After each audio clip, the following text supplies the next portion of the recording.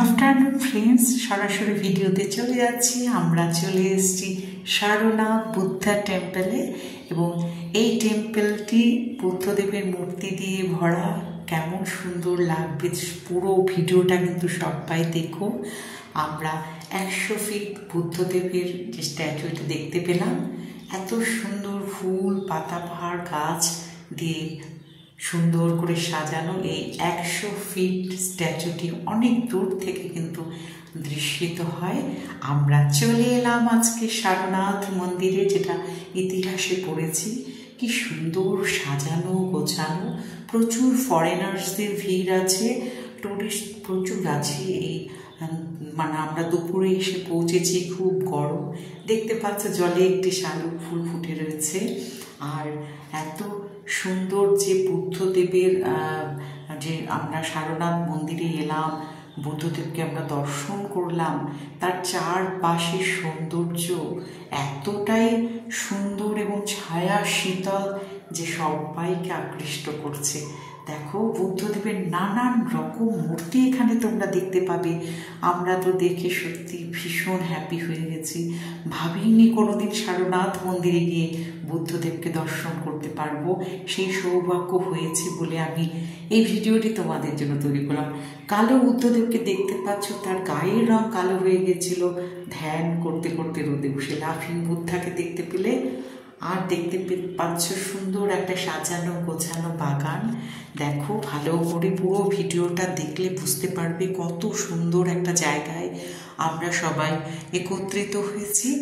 আর সব থেকে এখানকার শান্তি, এখানকার নিস্তব্ধ পরিবেশে শান্তিটা যেন পদে পদে আমাদের বুঝিয়ে দিচ্ছিল। আর বুদ্ধাং শরণাং গাচ্ছামি বলছিলাম আমরা। অশোক স্তম্ভকে দেখতে পাচ্ছ, আর সাথে রয়েছে আমাদের বন্ধুরা সবাই একে একে প্রবেশ করছে।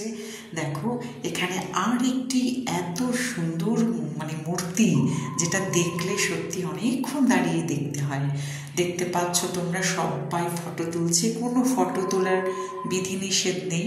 এই যে ফরেনার্সদের দেখতে পাচ্ছ, ওনাদের সাথেও আমাদের দেখা হয়েছিল। দেখা শুধু হয়নি, ওনাদের সাথে আমাদের কনভারসেশনও হয়েছিল। দেখো, আমি কিন্তু সেই বিদেশিনীর কাছ থেকে জানতে চাইলাম যে তিনি ফার্স্ট টাইম ইন্ডিয়া এসছেন কিনা। বললেন হ্যাঁ। আর বুদ্ধদেবের সম্পর্কে জানার আগ্রহ আছে বলে ওরা আজকে মন্দিরে এসছেন। আর জার্মান আর ইংল্যান্ড এই সমস্ত জায়গা থেকে কিন্তু ওনারা এসেছেন। আর ওনারা সত্যি সত্যি এসে খুব হ্যাপি হয়েছেন। আর একটি সুন্দর বুদ্ধ মূর্তি দর্শন করে নাও। পাদপদ্মে আমরা আমাদের শ্রদ্ধার্ঘ নিবেদন করলাম বুদ্ধদেবের পায়ে। বুদ্ধং শরণং গচ্ছামি, এই কথাটা বলেই কিন্তু তাকে আমরা প্রণাম জানালাম, আশীর্বাদ দিলাম। আর তোমরা যারা আসতে পারোনি তাদের সকলের জন্য এই ভিডিওটি আমি সুন্দরভাবে নিজের হাতে একদম শুট করেছি এবং স্পিচ দিচ্ছি এই জন্যেই যে বুঝতে তোমাদের সুবিধা হবে। কি অসাধারণ সৌন্দর্য, কি সুন্দর হাতের কারুকার্য, গোছানো, পরিষ্কার পরিচ্ছন্ন, শ্রদ্ধা ভক্তিতে মন একদম কি বলবো আপ্লুত হয়ে গেল।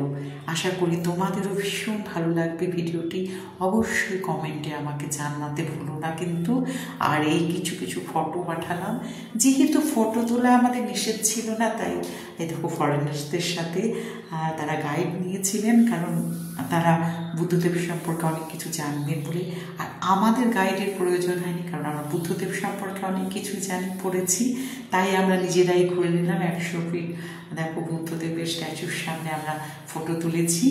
আর সত্যি সত্যি তোমরা যদি একবার সুযোগ পাও অবশ্যই আসবে।